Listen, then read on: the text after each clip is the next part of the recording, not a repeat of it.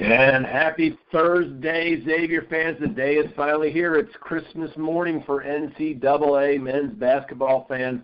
The tournament starts in just about 2 hours with the first games, and the Muskies are in it. All our fret and worry about whether or not they'd make it. Jim's determination that they were going to get there for sure. We're going to talk about that. We'll talk about the other Big East teams. We'll talk about a lot of things here today in our Razorcast. That's Zink and Reaker talking about Muskies basketball. Good morning, Jim. How you doing today? Oh, pretty good. Great day to be a Muskie fan. Schedule worked out well. They're not playing until early this evening. Would have had some conflicts, of course, if they would have had one of those early noon, 1 o'clock tips. So everything's working well. Good karma. So we're ready to roll.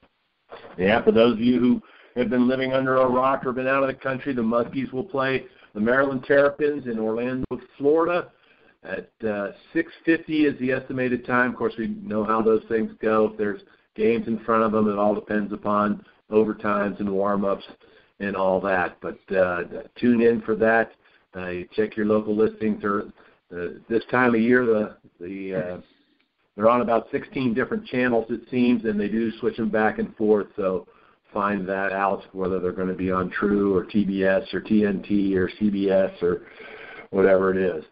But let's talk first about how they got here. Last time we talked, we pretty much felt that the Muskies had to perform well, at least in the tournament. We knew they'd gotten past DePaul by the time we talked.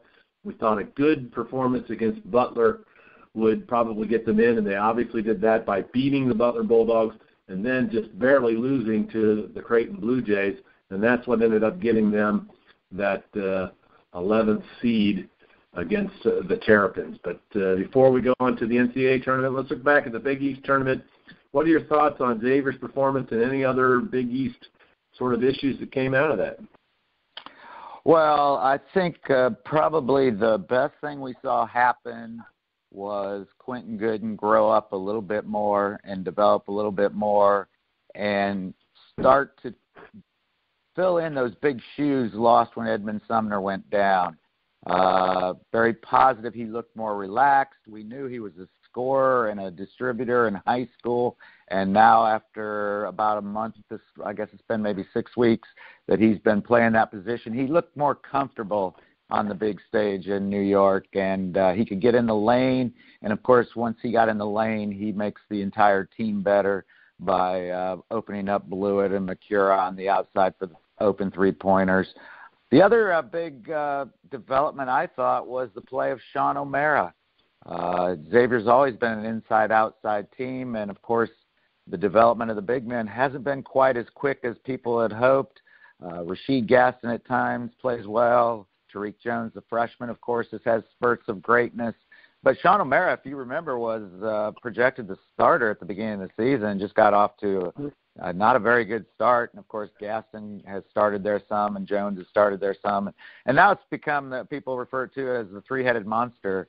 And that's kind of nice because basically you have a post player with 15 fouls that can play physical down there, and they kind of rotate them, and they're all getting about equal minutes now.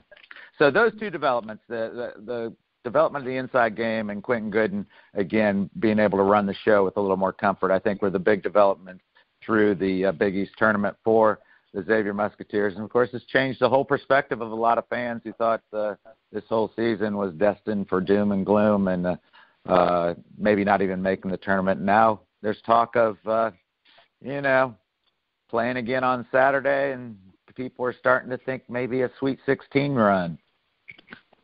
Well, the beauty of it is at this point, except for the teams that lost in the play-in games, and unfortunately one of those was a Big East team. We'll talk about that in a little bit. Everybody thinks they can win the NCAA tournament. I know with the brackets flying, I was just looking at a couple pools on ESPN, and they've got a record number of brackets, but you always sort of fill out one where you take the hometown team all the way.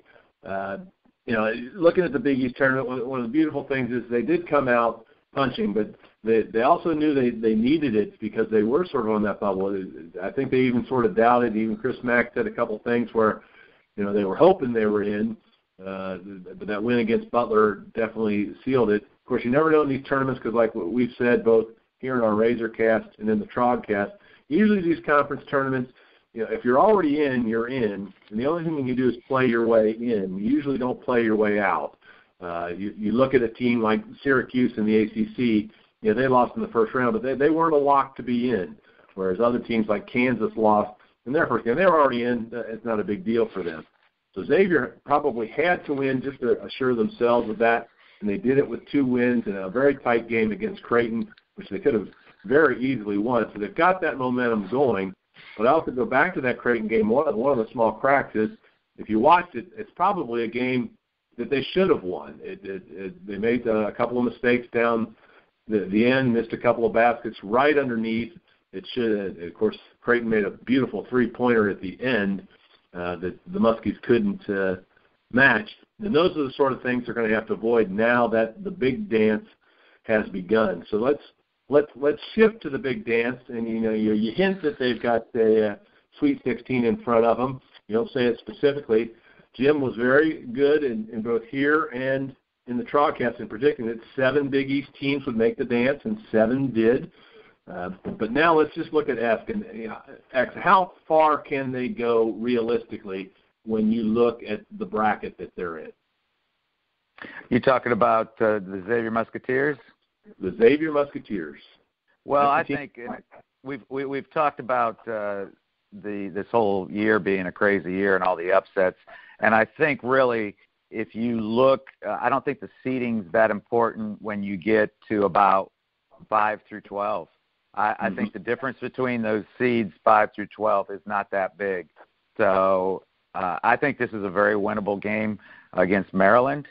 Maryland, kind of like Xavier, lost a key player. Theirs was just more recently, I think, within the last 2 weeks, and they lost a big post player, and so and kind of stumbled down at the end. I think they lost 6 of their last 10. This was a team that started out 20-2 in the Big Ten conference. Although if you also look at the way their schedule kind of laid out, they didn't play some of the tougher teams in the Big Ten till later on. So that I think contributed a lot to their losses too. But I think most people have this a 1 or 2 point game. I think it's going to be an exciting game for the Xavier Musketeers. Well, yeah, that certainly is good. The thing that happens when you get to this point in the tournament is you just don't know. Like we said many times, you think they're battle tested because they've been beating up on each other in the Big East, and 7 teams made it, but 7 teams from the Big Ten made it as well. The hard part is comparing those conferences. The last non-conference game the Muskies played was against Cincinnati. That's going back several months. And like Maryland down the stretch, but you just don't know how they're going to compare. A lot of people think that Xavier is probably low-seeded at 11 with their BPI and their strength of schedule, but you're just never sure what you're going to get. So yeah, this one could go either way. But project forward, are we looking at a team that is going to be playing next weekend and could possibly make Xavier's first run into the Final Four? Final Four might be a bit of a stretch this year, and I think, and just reading a few of the boards this morning, I think almost every Xavier fan, if they made the Sweet 16 this year, I think they would label this as a very, very successful year, especially with all the adversity that they've had to deal with throughout the year. So making a Final Four run, I don't know if that's realistic this year, but again, here's what we're going to see, and I said this last week. I said I believe that the Big East will go 6-1 or 5-2 in their first games. Already have one of those losses, although watching Providence and USC play last night at halftime and a little bit thereafter, I'm thinking, yep, this is what I expected. The Big East plays tough, and when they're going to start playing other conferences outside, you're going to see how tough they is, as they had USC down by 17 points. But, of course, in typical NCAA fashion, watch the whole game because weird things happen. And USC started to exploit the height that they had over Providence, and Providence kind of went cold and got in a little bit of foul trouble, and USC ended up winning the game. So our first Big East team went down. But I'm still sticking 5-2 for the first round. I don't know how much further the Big East will go, because if you look at a lot of them have that 9-10 seed, where some of them are playing. I think one of them would play, Marquette would play Duke in the second round. Seton Hall would play North Carolina in the second round. So that's going to be tough. But I'm still sticking with, I think the Big East is going to show what they're made of when in all these first round games. Still saying it'll be at least 5-2, maybe 6-1. Maybe the Providence loss will be the only loss.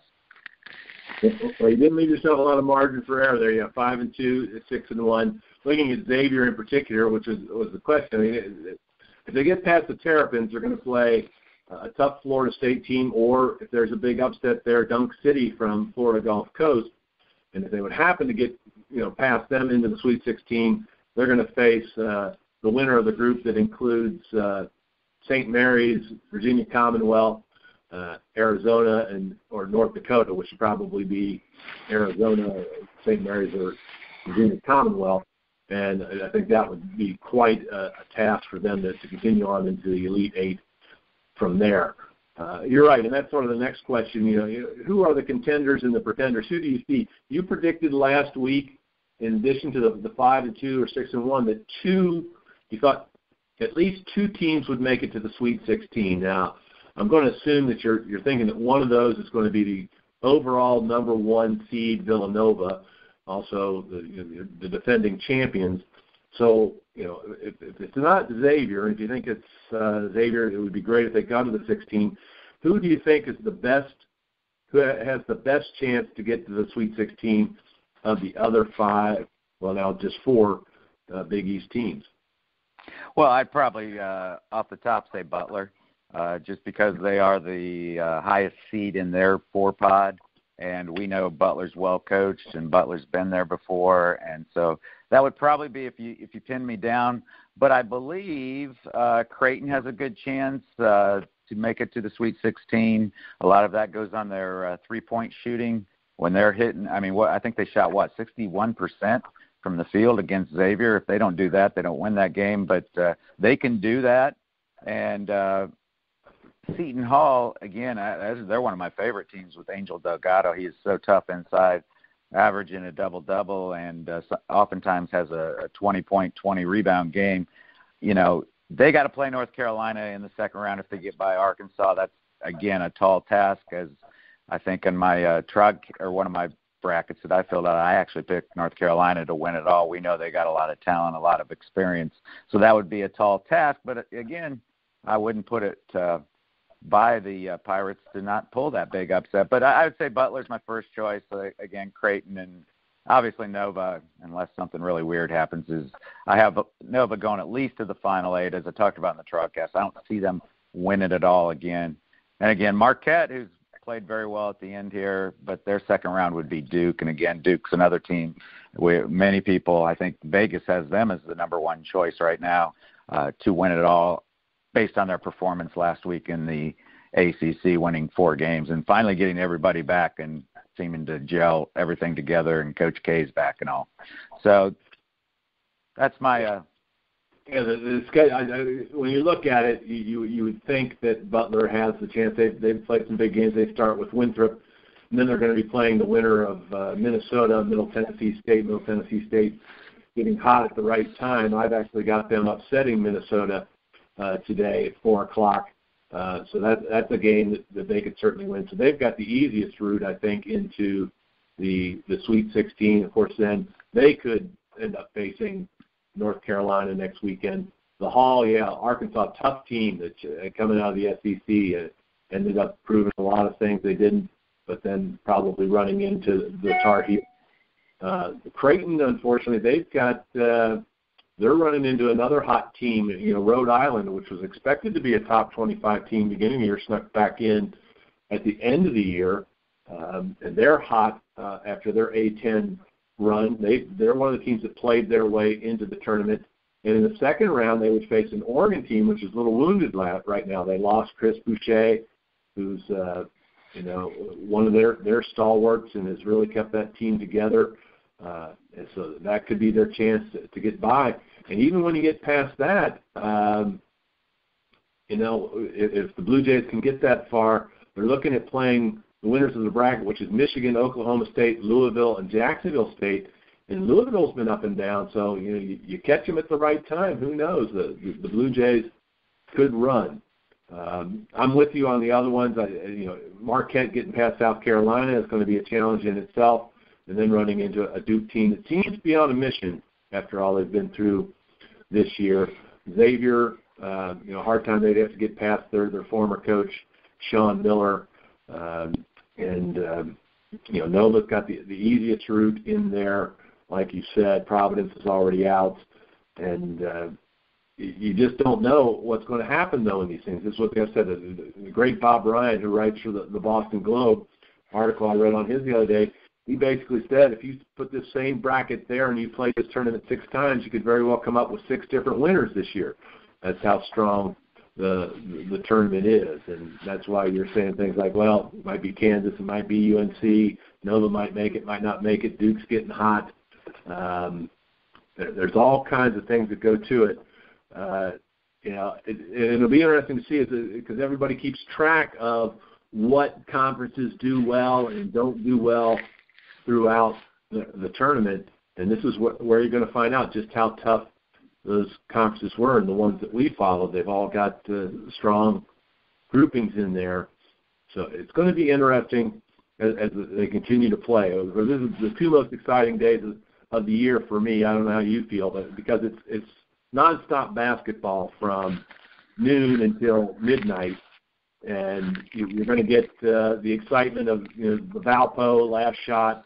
Now he's coaching, but Bryce Drew hit a few years ago. This is where you're going to have your 15-2 upsets, your 5-12 upsets. Those teams are going to at least own the news cycle for 48 hours until they play their next game.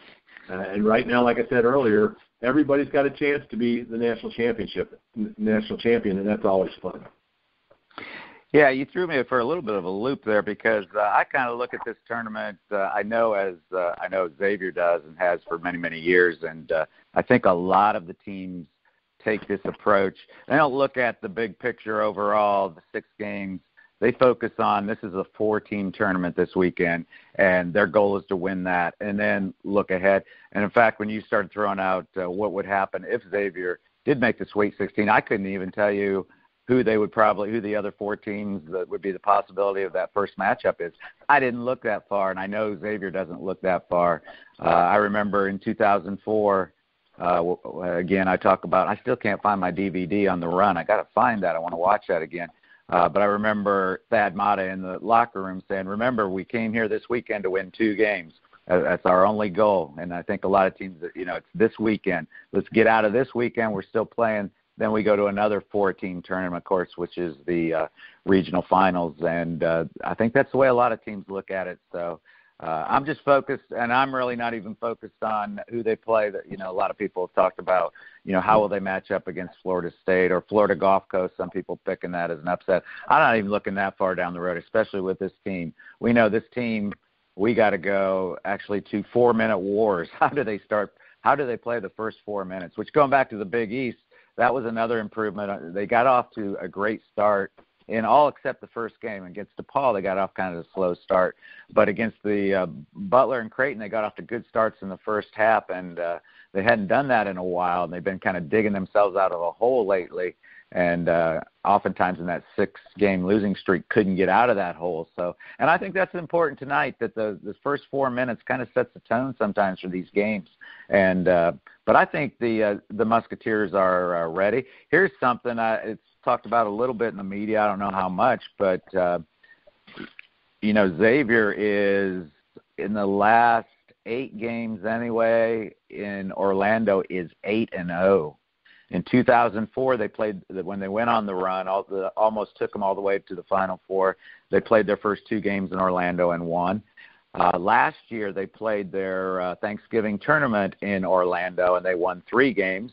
And again, this year, remember, the Puerto Rican shootout was moved to Orlando because of Zika, and I was there, and they won 3 games. So Orlando has been very, very kind to the Musketeers. And actually, I don't know if you followed the story of Malcolm Bernard.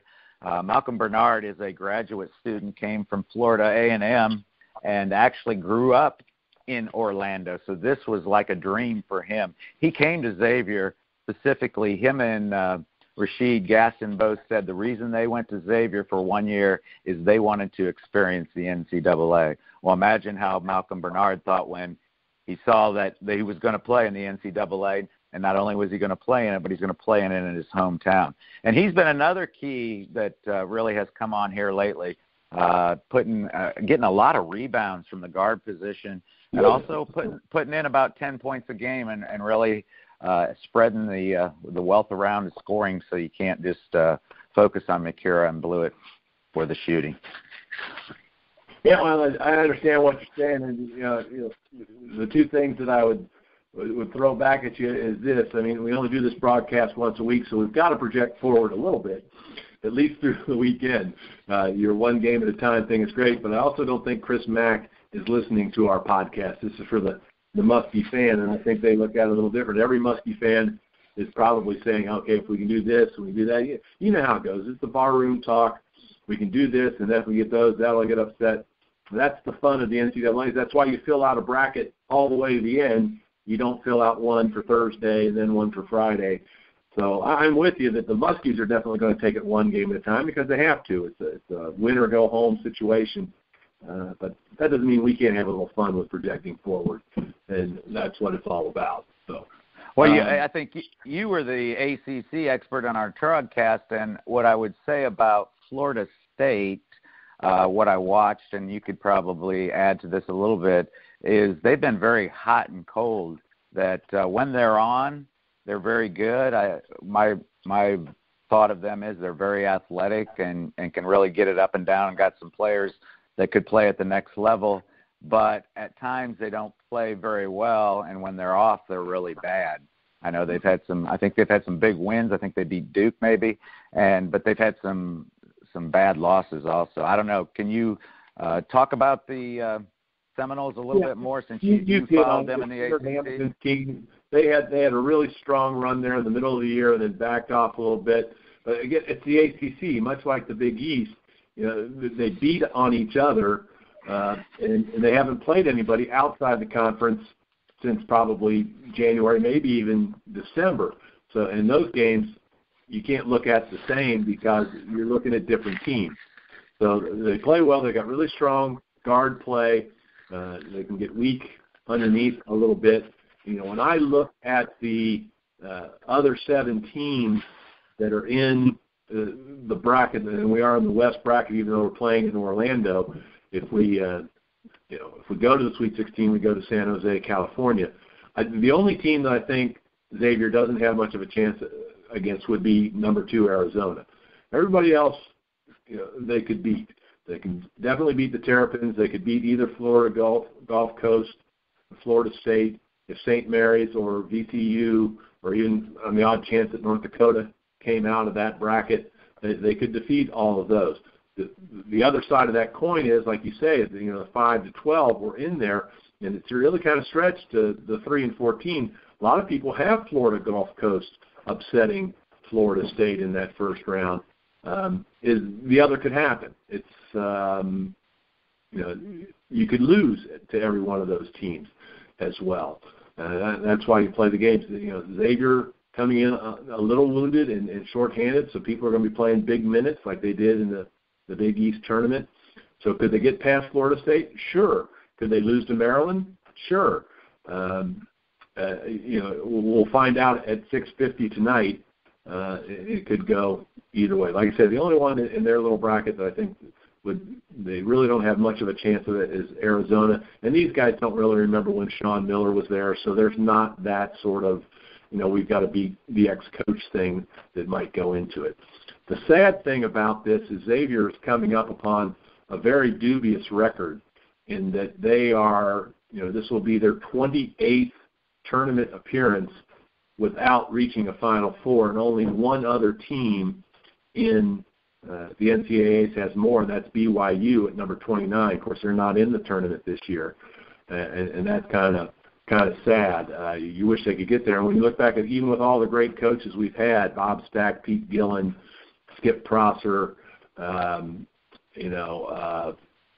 Miller, now Chris Mack, Thad Matta is the only one of those that's made a Final Four. Of course, he did that with Ohio State twice. So you're hoping they can get over that hump. It's sort of becoming the team that they expect to perform well but can't quite get there, sort of the same anvil around the neck that Mark Few has out at Gonzaga. They're sitting at 20 times that they've been in the tournament and not made the Final Four. So you hope they get over the hump. I'm with you. I don't think this is the year. The loss of Sumner has really hurt them. Miles Davis not coming back. They just weren't able to put together the complete team that they hoped they would. That doesn't stop us from cheering for them as they go down, and we'll certainly be cheering for them tonight at 6:50. I thought you were going to throw me a trivia question there when you started talking about Xavier being the team that's been in the most, that hasn't been to the Final Four, and I started to go, who? And I would have guessed Gonzaga. I'm sure they got to be close. But BYU, I would not have guessed that. That's a good trivia you did not throw at me. So well, I let you do the stumping. I just try to get the facts, man.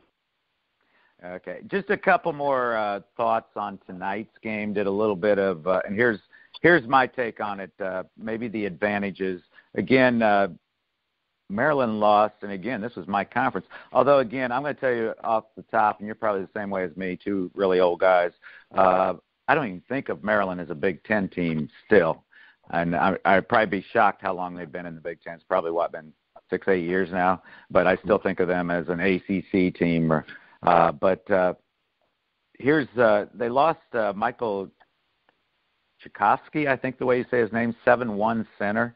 And they've been trying to fill that position with, I think, another senior and a couple, a freshman and a sophomore, kind of been rotating, kind of like the Musketeers underneath. And that's where the Musketeers might have an advantage.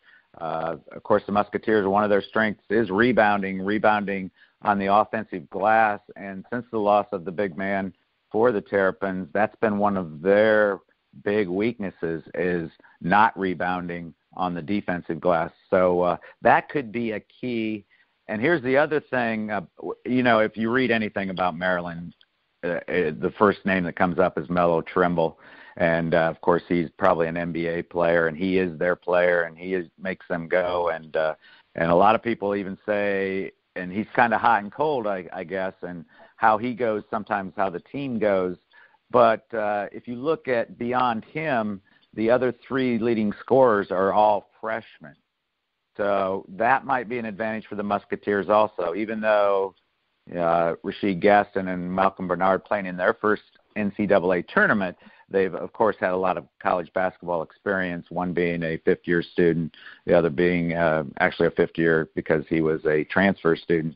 So that might be an advantage, too, just the experience. And then you look at the rest of the Xavier lineup, of course, Blewett and McCura and even O'Mara, who hadn't played that much in them, but have been to the big dance. And I just watched an interview by Trayvon Blewett. He talked about when he walked out, I can't remember where they were, the first year he was a freshman, how you're just kind of taken back by the whole experience, how many people are there and the buzz in the crowd, and it's on national television, and a good portion of the country is probably watching that game because, again, the work production in the country will go down significantly after noon today, as many will turn their TVs on. So those I see as some of the things that I think will maybe carry the Musketeers over the Terrapins. So, but again, it's going to be fun, and some Xavier fans probably are just glad we're there because, again, 2-3 weeks ago, things weren't looking good. In fact,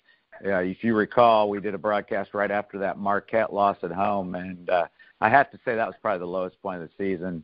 At that point, I probably, if I had to bet, would have said they weren't going to make the field because things really seemed out of sorts at that time. And but again, they turned it around, and like good Xavier teams do, going back to the 2004 team, had kind of the similar situation when Lionel Chalmers got hurt during the middle of the season. They kind of struggled, but of course he came back and they made that big run and almost made it to the Final Four. Got beat 66-63 by the Dukies and actually had them down in the second half, and it looked like they were going to make it a magical year, but it just didn't happen. Yeah, you're right.